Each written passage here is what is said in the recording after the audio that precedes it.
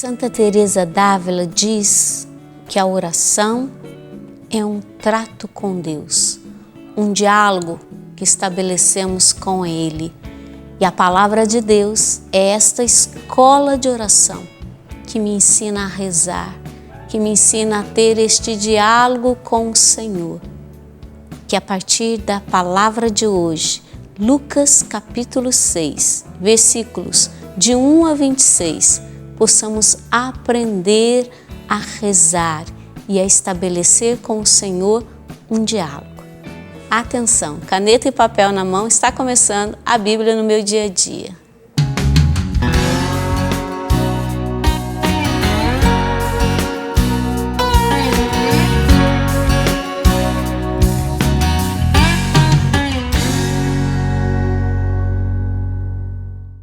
Aprender a rezar com a palavra também é obra do Espírito Santo. Vamos pedir? Em nome do Pai, do Filho e do Espírito Santo. Amém. Vinde, Espírito Santo, enchei os corações dos vossos fiéis e acendei neles o fogo do vosso amor. Enviai o vosso Espírito e tudo será criado e renovareis a face da terra. Oremos, ó Deus, que instruístes o coração dos vossos fiéis com a luz do Espírito Santo. Fazei que apreciemos retamente todas as coisas segundo o mesmo Espírito e gozemos sempre da sua consolação. Por Cristo Senhor nosso. Amém. Em nome do Pai, do Filho e do Espírito Santo. Amém. Estamos no capítulo 6, versículo 1. Num sábado, Jesus estava passando pelas plantações de trigo e os discípulos arrancavam as espigas, debulhavam e comiam. Alguns fariseus disseram: por que fazeis o que não é permitido em dia de sábado? Jesus respondeu-lhes: nunca lestes o que fez Davi quando ele teve fome e seus companheiros também? Ele entrou na casa de Deus, pegou os pães da oferenda, comeu e ainda deu a seus companheiros esses pães que só aos sacerdotes era permitido comer. E acrescentou: o Filho do Homem é Senhor também do sábado. No versículo 5, nós temos um princípio eterno. O Filho do Homem é Senhor também do sábado. Ou seja, o Filho do Homem é Senhor de todas as coisas. Versículo 6. Num outro sábado, Jesus entrou na sinagoga e começou a ensinar. Lá estava um homem que tinha a mão direita seca. Os escribas e os fariseus observavam Jesus para ver se ele faria uma cura no dia de sábado, a fim de terem motivo para acusá-lo. Ele, porém, conhecendo-lhes os pensamentos, disse ao homem da mão seca: levanta-te e fica aqui no meio. Esta é uma ordem. No versículo 8, nós temos uma ordem: levanta-te e fica aqui no meio. Levanta-te, sai da prostração, em outras palavras. O homem levantou-se e ficou de pé. Jesus disse-lhe: eu vos pergunto, em dia de sábado, o que é permitido? Fazer o bem ou fazer o mal? Salvar uma vida ou deixar morrer? Passando o olhar sobre todos eles, Jesus disse ao homem: estende a mão. O homem assim o fez e a mão ficou curada. Eles se encheram de raiva e começaram a discutir entre si sobre o que faria contra Jesus. Naqueles dias, Jesus foi à montanha para orar. Lucas sempre expressa que Jesus, ele sai para rezar. Denis, qual é o sentido desta ação de Jesus? Jesus que sobe a montanha para rezar? Em vários momentos no Evangelho de São Lucas, nós podemos ver Jesus fazendo suas orações. Vamos tentar lembrar de algumas passagens? Por exemplo, no momento do batismo, se você ler lá, Jesus faz orações. Jesus, no Horto das Oliveiras, se ajoelha e reza. Quando Pedro confessou que Jesus é o Cristo, Jesus antes rezou com os discípulos. Enfim, são várias as passagens que nos mostram Jesus fazendo as suas orações. E esse texto que nós lemos hoje não é diferente. Especialmente nós percebemos Jesus rezando antes de momentos importantes da sua missão.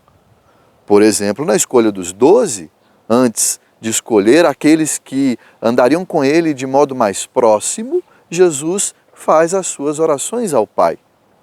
O que nos ensina, basicamente, esses tantos momentos de Jesus em que Jesus parava para rezar? Primeiro, nos mostra uma coisa belíssima, que o assunto entre o Pai e o Filho e o Espírito Santo, no encontro de amor entre o Pai, o Filho e o Espírito, o assunto somos nós. Jesus fala de nós ao Pai. Isso para nós é maravilhoso. Por outro lado, Jesus nos ensina a importância da oração. Se Ele fala com o Pai, Ele nos diz que nós também podemos falar ao Pai. Nós também podemos e devemos fazer as nossas orações, se possível, diariamente, porque nós precisamos falar da nossa vida com Deus, seja para agradecer, seja para pedir, seja para adorar. Nós também podemos e devemos nos comunicar com o Pai do céu. Obrigada, Denis. São 3 exemplos que são importantes a gente entender. Primeiro, que quando Jesus reza, Ele fala de nós. O que falamos, o que pensamos, é também motivo de Jesus falar ao Pai. Depois, o Pai, Ele sempre atende a nossa oração. E como Jesus, nós aprendemos a rezar. Muito obrigada. Versículo 12. Naqueles dias, Jesus foi à montanha para orar. Passou a noite toda em oração a Deus. Ao amanhecer, chamou os discípulos e escolheu 12 entre eles, aos quais deu o nome de apóstolos. Simão, a quem chamou Pedro, e seu irmão André, Tiago e João, Filipe e Bartolomeu, Mateus e Tomé, Tiago, filho de Alfeu, e Simão, chamado Zelote, Judas, filho de Tiago, e Judas Iscariotes, que se tornou o traidor. Jesus desceu com eles da montanha e passou para um lugar plano. Ali estavam muitos dos seus discípulos e uma grande multidão de gente de toda a Judéia e de Jerusalém e do litoral de Tiro e Sidônia. Vieram para ouvi-lo e serem curados de suas doenças. Também os atormentados por espíritos impuros eram curados. A multidão toda tentava tocar nele, porque dele saía uma força que curava a todos. Jesus levantou o olhar para os seus discípulos e disse-lhes: Felizes vós, os pobres, porque vosso é o reino do céu. Felizes vós que agora passais fome, porque sereis saciados. Felizes vós que agora estáis chorando, porque havereis de rir. Nós temos no versículos 20 e 21 algumas promessas de Deus. Felizes vós os pobres, porque vosso é o reino de Deus. Felizes vós que agora passais fome, porque sereis saciados. Felizes vós que agora estáis chorando, porque havereis de rir. Mais uma promessa aqui. Felizes sereis quando vos odiarem, expulsarem, insultarem e amaldiçoarem o vosso nome por causa do Filho do Homem. Continua a palavra. Alegrai-vos nesse dia e exultai, porque será grande a recompensa no céu, pois eram assim que os seus antepassados tratavam os profetas. No versículo 23a, nós temos uma ordem: alegrai-vos e exultai. E já no B, uma promessa: porque será grande a vossa recompensa no céu. Mas ai de vós, ricos, versículo 24, porque já tendes vossa consolação. Ai de vós que agora estáis fartos, porque passareis fome. Ai de vós que agora estáis rindo, porque ficareis de luto e chorareis. Ai de vós quando todos falarem bem de vós, pois era assim que seus antepassados tratavam os falsos profetas. A palavra de hoje ela é muito rica, porque ela traz as bem-aventuranças.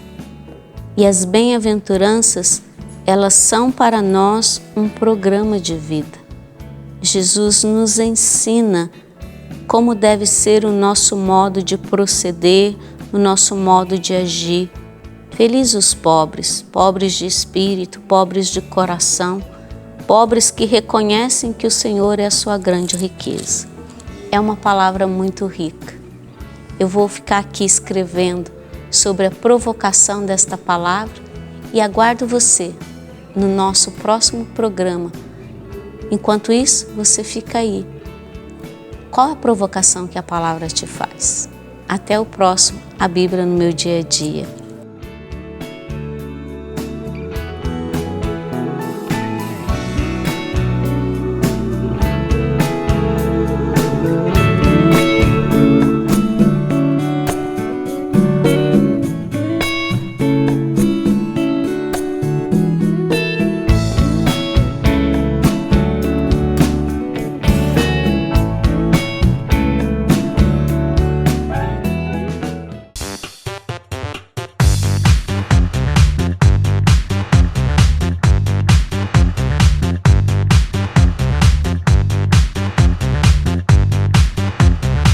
CançãoNovaPlay.com. Assine já!